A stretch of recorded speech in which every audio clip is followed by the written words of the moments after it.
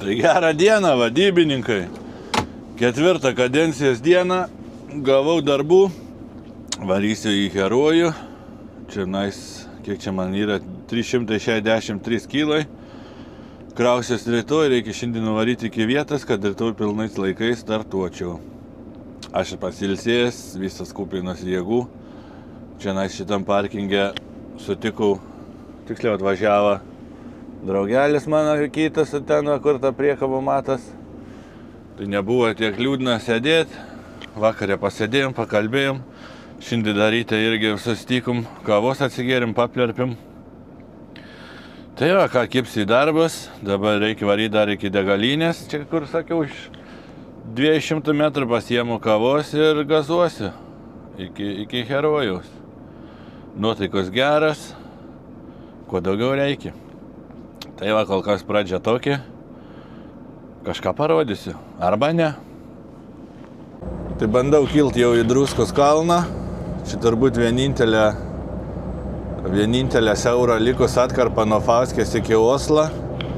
Ir būtent nuo Fauskės nuo Fauskės link Oslo važiuojant, čia va, tas pakelimas toks, kur kartais gali delniukai paprakaituoti, kai važiuoji.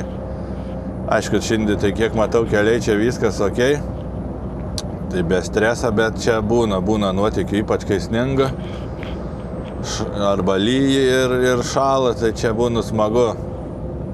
Aplamai palyginus, kaip norvegai prižiūrėdavo kelius anksčiau, aš pradėjau 2019 dirbti. Tai skyrės kaip diena ir naktis čia jų ta kelių priežiūra ir kelių platinimas, aplamai kelių gerinimas. Tai super, dirba greitai ir neblogai jie čia visai. Smagu net važiuoti.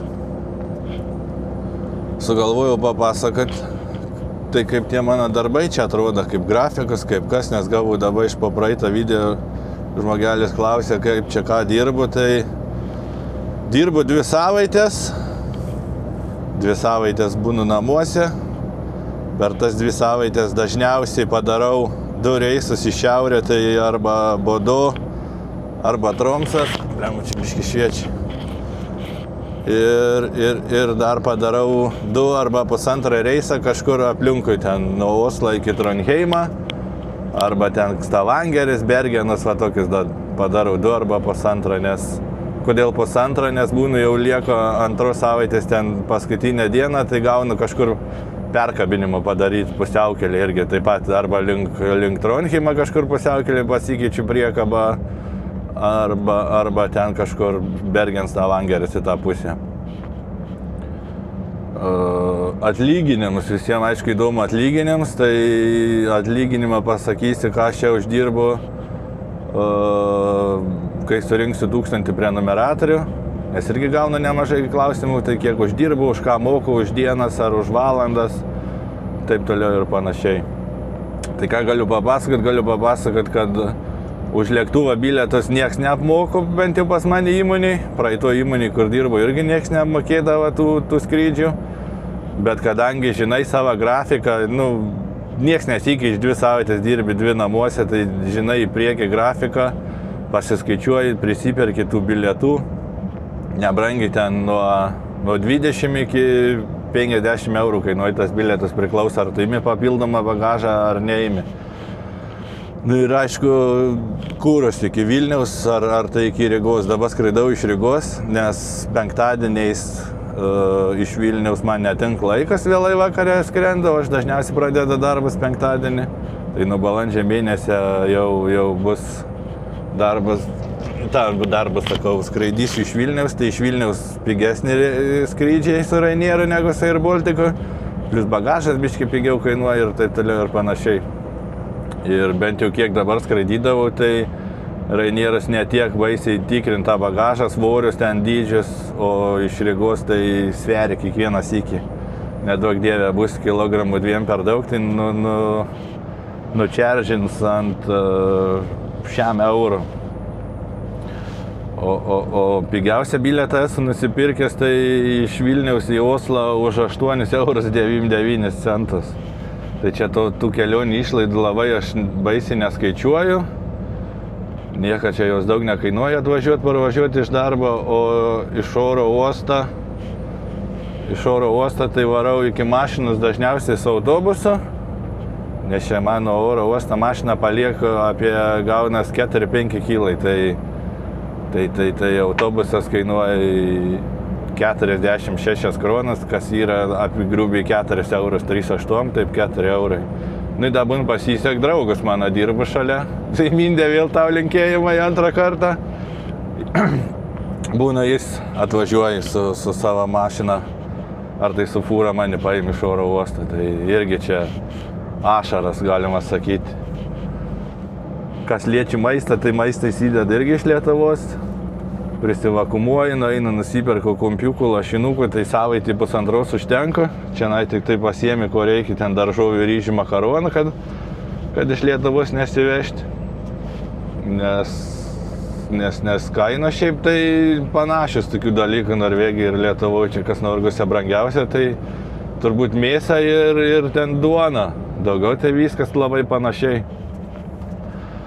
Toliau grįžtant prie darbų, ką aš čia veikiu, tai dažniausiai iš Oslo pasiemu krautą priekabą, būna arba iš Postnorda siuntos ir varau į Bodu, atiduodu išsikraunu tas siuntas, arba kaip rodžiau ankstesniuose videose, tai irgi pasiemu krautą priekabą ir varau išsikraudinėti įvairias tas sodo technika visokie, senukus tos vadinamus, senukai moki vežyti po tas parduotuvės. Tai jeigu su Postnordu, tai pakrauta priekaba ir vienas iškrovimas, jeigu su senukais moki vežyti, tai pakrauta priekaba ir 2-3 iškrovimai dažniausiai būna. O iš šiaurės atgal į Oslą, tai visą laiką su žuvim grįžtam. Tai va toks tas mano darbas šiandien. Nėra jisai čia sunkus, kaip pripranti.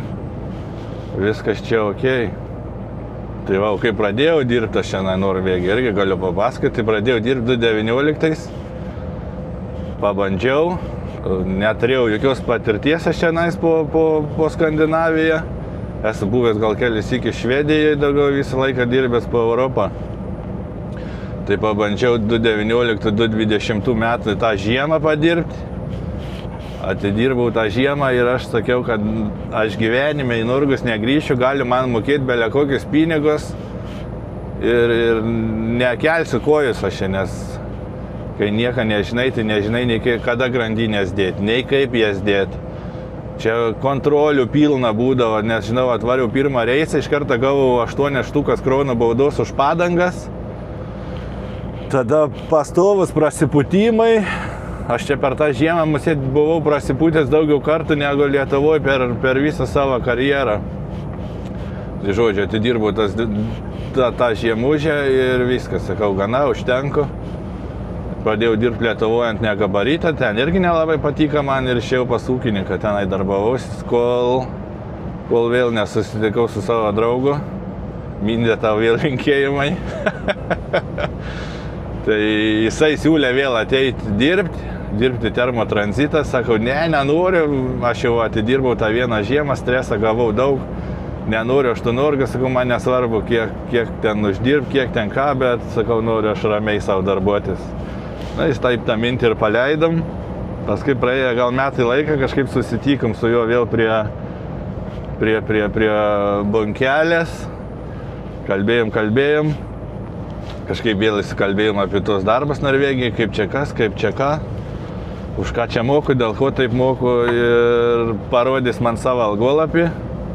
Tai man to užteka. Sakau, okei, duok šefą numerį, skambinu ir einu dirbti. Tai nuo to laiko, kad aš palačia gavęs 21, man atrodo, 21 metais pasiskambinau aš tam jo šefui ir atvariau dirbti termotranzitą. Termotranzitą atidirbau 3,5 metų. Irgi grafikas tas pats, 2 dirbdavai, 2 namuose, tai nežinau, ar geresnę grafiką čia be įmanoma jau gauti, nes išdalinus gaunas pusę metų dirbi, pusę metų namuose, tai viskas liuks. Ir tada po 3,5 metų brolis išėjo dirbti čia, kur dabar dirbu.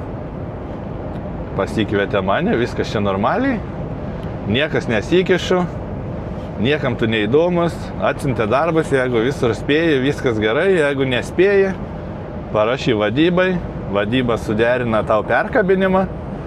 Dažniausiai būna, kad išvažiavai savo laikus, nespėjai davažiuoti, atvažiavai iki kur tu gali, iki kiek užtenki laikų, numeti priekabą, atsikabinės ir eini miegoti. O ryte atsikėlęs jau žiūri paliktą kitą priekabą tau, arba tuščią, arba krautą ir važiuoji jau, kur tau yra informacija. Vadyba pas mumis yra danai, daniška kompanija, tampomės jų priekabas. Mūsų šefas iš vis, nežinau, yra gal dasykis paskambinęs, paklausęs, kur aš ką veikiu, bet tai tik tiek, nieko nesikišu. Anglų kalbos reikia čia minimalios iš tikrųjų, kad susikalbėt su šefu, jeigu ten kažkas biški neaišku ir jeigu su darbu kažkas atsitika, ten neparuoštas krovinys, ar tai, nežinau, nespėjai nuvažiuoti, tai turi parašyti per e-mailą arba WhatsAppą, arba paskambėt pasakyti, kad žiūrėk, sorry, aš nespėju, man atsitika tas ir tas, ir danai visą laiką kažką sugalvoja. Gali rašyti bet kada, yra būdintis vadybininkai, rašai skambinį ir visą laiką išsprendž problemas. Info irgi atsiunč viską aiškiai, kur pasiimti priekabą, koordinatės, kodai visokie, jeigu reikia, ten, tarkim, naktiniai iškrovimai.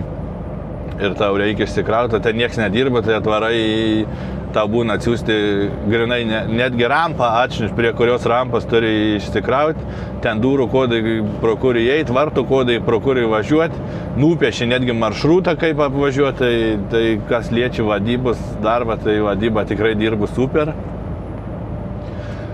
O ką, viskas, daugiau nežinau, jeigu kažką praleidau, parašykit komentaruose, kas dar jums įdomu. Ir aš čia bepezėdamas užkylau į tą Druskos kalną. Važiuojam toliau, žiūrėsim, kas čia gausis. Bet kas čia gausis, 200 km liko į keltuką, nuplaukiu, prisiduodu ofise ir miegu iki rytojaus. Tai va vėl, tokia trumpa pasakė, papasakojau. Tikiuosi viską papasakau, nes pas mane prieš kamerą įsijungiant aš prisigalvoju, ką čia pasakoti, kai pradedu pasakoti, vieną pasakoju, kitą galvoju ir man tokia gaunas minčių kratalinė. Nu, bet ką padarys, yra kaip yra. Žodžiu, varau tolyn. Tai atlėkiau iki keltuko. Neblogai čia visai važiavus, keliai normalūs, provėžuoti, bet niekam. Be jokia jaudulio, be nieko. Ai, mėgau, atsiprašau vėl žiauvojimą. Tai žodžiu, turėsiu čia tą keltą, nes tikras, bet gali būt, kad 2 sustojimus, vienoj salikė stosiu, paskui tiesiai į Herojų. Senai plaukiau, tai neatsimenu, bent jau navigacija tai taip rodo. O kai bus, tai bus. Tai čia va tas keltas, tokie pikti jie labai dirbo, jeigu žuvis bėgo iš galo, tai neleidžia vidų važiuoti. Tai kažkada pasakojau, kad ryte atvarėm ir vakarą tik įlipom ir tai įlipom ne į šitą keltą, o varėm į Herojaus salos. Kitoj pusė keltas yra, kur į San Nesioną plaukia. Ten irgi neiškart įleida. Tai reikės gerai užsišaldyti čia nais. Tai dabar ką, nuplaukiu, nuvarau į ofisą, prisiduodu, kad atvažiavau irgi užrašau numerį, telefoną, mašinos numerius ir lauksiu skambučio. Skambutės bus rytoj, tik neaišku kada. Vadyba irgi dar nerašė, kada krausis, kur ką veiksiu, tai bus matyti. Žodžiu, miegosiu vėl be žadintuvo. Nėra blogai, nėra blogai. Tai va, tokie reikalai kol kas. Nuvarysiu ten, jau man atrodo, jeigu gerai atsimenu, irgi yra dušas, tai reiks eiti į dušą. Parodys irgi, kaip ten žuvina dušas, kaip ten kas atrodo. Šiaip nebloga ten vieta tokia, greitai pakrauna jie ten. Tik tiek, kad parkings toli eiti iki tūlika, iki to dušo. Bet nieko, nueisim, pasivaikščiosim, kiek galim sėdėti čia nais. Nu va, aš jau žuvinė. Čia parkings toks didžiulis visai. Šalia termotranzito atsistojau. Reikės pasižiūrėti, kas ten tokie už vairą, gal išlys iš po užuolaidų. Nes kiek žinau, lyg naujų ten labai nėra priimta. Tai gal iš lietuvių kas nors, gal iš lenkų, gal iš rumunų. O jei čia kameras, kad tamsu. Žodžiu, pasiėmiau kuprinikę, pasiėmiau tapkės, reikės varyti dušą. Čia dabar biškį reiks paeiti iki ofisiuką. O ten kiek čia? Ai, netoli čia nais gaunas. Koks 100 metriukų. Ir prisiduosiu. Ir įsimaudytis. Čia nėra taip, kad iš keltuką išlipus iš karto žuvynas. Čia reikia pavažiuoti dar. Čia gaunas 7 kilos kažkur. Tai irgi atvykęs tokias siauras, su fūra prasilenkti jau sunkiai. Bet čia nais pas juos Norvegijoje, jeigu ir siauros gatvės, tai padarytas tokias kišenėlės. Negali žiopsoti, turi vis tiek žiūrėti priekį, ar atvažiuoja kas nors, ar neatvažiuoja. Ir jeigu kažkas atvažiuoja, tai tą kišenėlę pasitrauki ir prasilenki. Ką gerai. Varau į ofisą. Tai ofise va prisidaviau. Čia ofiso duris. Einam dušan. Tik vairuotojams. Ką čia turim?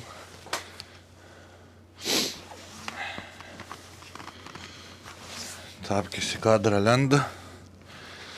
Kai reikia nusimauti mano tapkės. Užsimės šitas. Kas čia? Valyti žuvį griežtai draudžiama. Reiškia, kažkas bandė jau. Ir rusiškai, lietuviškai ir angliškai. Kas čia gera? Hello. Šį kartą aš neapsisnarglėjęs. Dušas tvarkingas. Tikiuosi šilta vandens bus. Užsirakink duris. Šiandien gal elektra ir vanduo nedings. Čia varau procedūrintis ir ilsėtis. Tai tokį 4 tą dieną. Pasimatysim 5. Tai sveiki gyvi, 5 kadencijos dieną. Nepraėjo nei 25 valandos su pusė, vėl aš grįžau. Žodžiu, sakė prieš 8 važiuoti prie 4 rampos. Tai jau yra po 8:05. Mačiau, kad fūra lyg tai stovi, bet jau baiginėjai, tai važiuosiu link vartų. Atsibodo gulėti šiandieną, nes nieks nesakė nei kada kraus, nei kada iškraus. Vadybui rašiau, tik vadybui išgyriau, kaip puikiai dirbu. Nieko neatrašė šiandien. Tai buvau nuėjęs dieną iki ofiso, sakė kraus 4 valandą arba 6. 7:30 nuėjau, sakau, tai kada jūs mane krausit, kaip ten kas. Tai pasirodo kraus 8, ten pasižiūrėjo per kompas tipo. Iki 8 pakraus mašiną ir tada aš stosiu ant jos vietos. Tai ką reikia, vesti šalies pradžią. Važiuosim, pasižiūrėsim kartą. Sniegai jau neįsiu. Laikų turiu. Gerai nebūtų pasikrauti ir į keltą šiandien nuvažiuoti. Priekabą atsišaldžiau. Nes čia, kaip sakiau, tiek tam kelte pikti būnu, jeigu bėgu būnu, kad neįleidžia į keltą. Na, matysim. Dabar priekabai -20. Tikiuosi bus viskas tvarkoj, nes čia miegoti iki ryto, tai aš visai nenoriu. Bet bus kaip bus. Žiūrėjau, kur važiuosi, tai turėtų iki kol aš išlysiu į 6 sniegai praeitai. Manau, viskas bus tvarkoj be jokių nuotykių. O išsikraut, tai varysi į Gardermoną. Ten, kur praeitam video rodžiau, kad turi švieslentę užsidegti, bet man neužsidegė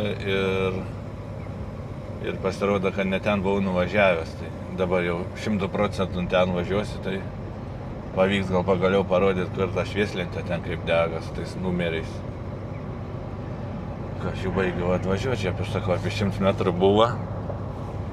Pasižiūrėsiu, ar stovi kas ant tos 4 rampos, ar jau nebestovi. Ar jau išvažiavo. Jau išvažiavo. Na ir super, duper. Gerai, važiuoju parkuotis. Nu, aš jau prie rampos stoju, čia nei durų nereikia atsidaryti nieką. O žinot, kada nefilmavau, kai prie rampos stumiaus? O todėl, kad nėra jokių linijų, viskas apsnigta ir kad neapsitraukčiau. Kad kai žioplys nemoku prisiparkuoti, sakau, ir nefilmuosiu. Bet čia pataikiau už antrą kartą, viskas tvarkoj. Nuėjau į ofisą, davė peidžeriuką su rampos numeriu, tokį daiktelį. Dabar, ką, sėdžiu, laukiu. Kol supipsės, nuvažiuoju nuo rampos, uždėt pliumbą, man atrodo, uždės pliumbą iš karto ten. Dar nenuvažiavęs nuo rampos, tai supipsi tas, pasiemu popierės ir lėkia iki keltuką. Tai va trumpa šiandien bus ta 5 diena, 4 valandos dienos belika, nu bet ką padarysi. Gyvenimas gražus, gerai einu laukti, kol pakraus, reiks dar kažką gal arbatos pasidaryti ir gazuosiu, kipsi į darbus, reikės vėl panaktinėti. Bet nieko, gerai ir naktį važiuoti. Jo labiau dabar pailsėjęs, tai nieko baisaus. Gerai kol kas.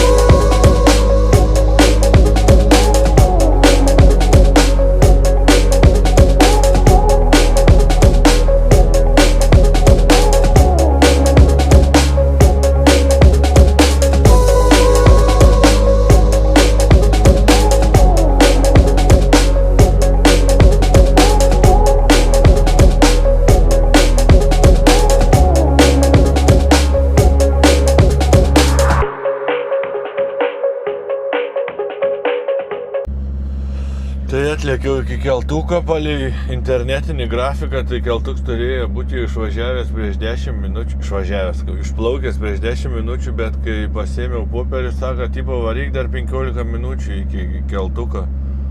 Tai galvoju, aš čia netai pasižiūrėjau, ar jūs čia nusipėsa, tai atvariu, kai keltukas stovi visas tos pačios mašinas, kurios pasikrovė, kol aš kroviaus. Tai gal dar atplauks, plemba, gal spėsi šitą, nereiks laukti paskutinę. Einu pasižiūrėti gal, ar bėga žuvis, ar nebėga. Jeigu nebėga, nusimažysiu temperatūrą iki -5, nes dabar užsistatęs dvacoko. Va, žiūrėsim, ką čia rodo.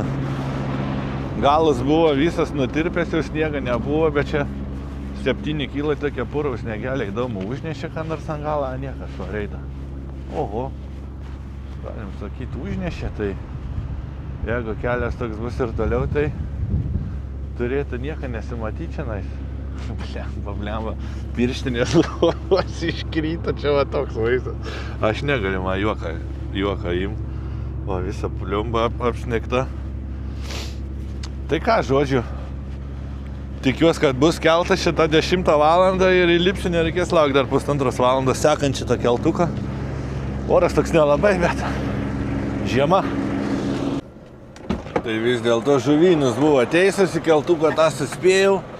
Nereikėjo laukti 2,5 valandos, dabar atlėkiau iki Mosjono. Iki degalinės reikia pasimti Red Bulliuko, nes visą naktį varysiu. Žmona nebus patenkinta. Pamatys, kad Red Bullį gerai skambės, sakys, negerk Red Bullį, tavo spaudimas aukštas. Bet viskas okei, linkėjimai tau.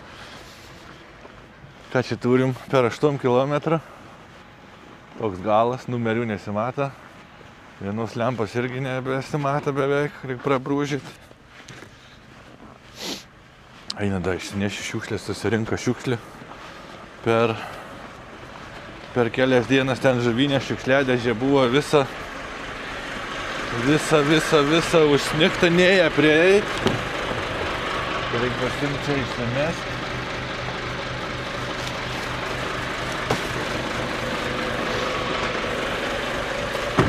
Ką gerai, mašinikė vėl apsnigta visa.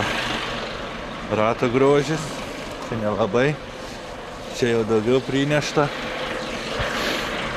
O šiaip važiuojas gerai, -6. Tas kelelis su sniegu puriu tokiu. Tik tai vienas kas dalykas blogai, kad provėžuotas kelias ir nesimata tų provėžų. Bet nieko. Neskubam. Iš po to kartą, kai paėmė pareigūnai ir paleido, tai stengiasi nebeblūdyti. Visą gerai varau Red Bulliuko. Parodysim, ką kainuoja. Ojei, kad blizga čia. Oi, šiam kronų. Nu ką padarysi? Dėl energijos. Nu tai turim 6 dieną. Jums pasikeitė kadras, man praėjo para laiką musėt. Jau 1 valandą nakties jau turiu. Atlėkiau į išsikrovimą. Varysiu čia vėl į 2 aukštą. Dabar tikiu švieslentė užsidegs. Nebus kaip praeitam video, kad blūdį jau ne čia atvažiavęs. Ir paskui galvoju, ko man nedega ta švieslentė. Matysim, pakilsiu į viršų ir pamatysim, veikia jinai ar neveikia. Tai va, kaip ir turiu planų, dar nepatvirtintų rytojui. Ne rytojui, kas čia gaunas. Jau rytojui, dabar jau 4. Tai 5 po pauzės 24 valandų. Turiu darbą visai neblogą, gan toliau važiuoti. Tik tai yra vienas neaiškumus. Turiu vežti TDR, bet pas mane mašinai nėra nei ADR lentutės priekį, nei gesintuvų, nei ADR krepšių. Tai planas toks, kad dabar išsikraunu čia ir varau tiesiai į Skaniją. Skanijai man turėtų viską sudėti. Lentelę, krepšius, jeigu turės, gesintuvus ant galo užmaus ir varysim šiaurėn. Bet jau apie šiaurę, kur ir kaip varysiu, parodysiu kitam video. Šitas musėt gausis vienas toks iš ilgesnių jau. Tai manau, šitam užteks čionais pasibaigti. Ir plius nenoriu prisigirti, nes dažnai būn prisigiriu, kur važiuosiu ir atšaukiu man ką nors. Tai nusprendžiau, kad reikia nieką nesakyti. O, dego. 1552 rampa 111. Kokie gražus numeriukai. Tai va, kaip sakiau, neprisigirsiu, kur važiuosiu, nes dar nėra 100% patikrinta. Tai kad neatšauktų. Tai va, dabar reikia susirasti rampą, prisistumti. Nežinau tik tai ar eiti popierius į ofisą nunešti, ar kaip iškraus nueisiu. Matysiu, jeigu sugalvosiu. Kur čia pati galą 111. Kažkur už tos raudonos Skanijos masėt bus. patį paskutinę musį. Jo. Ką čia išvažinėta yra, palikau orientuotis yra. Tai gerai, nepriblūdysiu baisiai. Pataikysiu iš pirmą antrą kartą.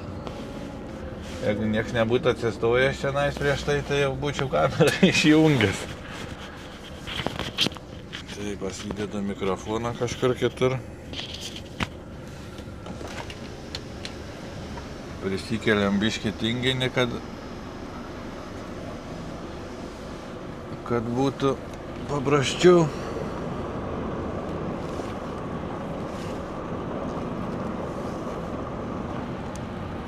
O veidrodžiai murzinumo jergus.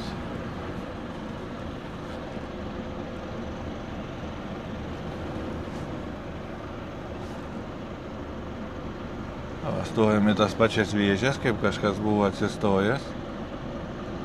Ir bus ledas, šokoladas. O biškį pasitaisom.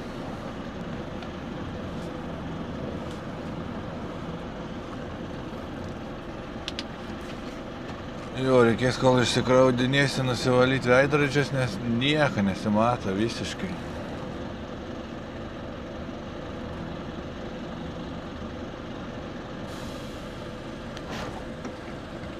Opa.